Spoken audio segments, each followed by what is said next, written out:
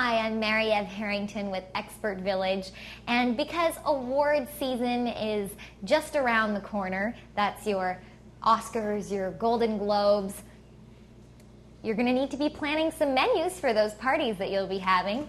So tonight I'm going to show you how to create a menu of ricotta tarts done in phyllo pastry, which you won't believe it when you taste them, but it's actually a low-carb recipe.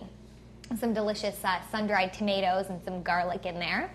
Secondly, I'm going to show you how to add some visual interest to your table, some lovely long puff pastry cheese straws. Then I'm going to do some really simple but very fancy looking smoked salmon canapes.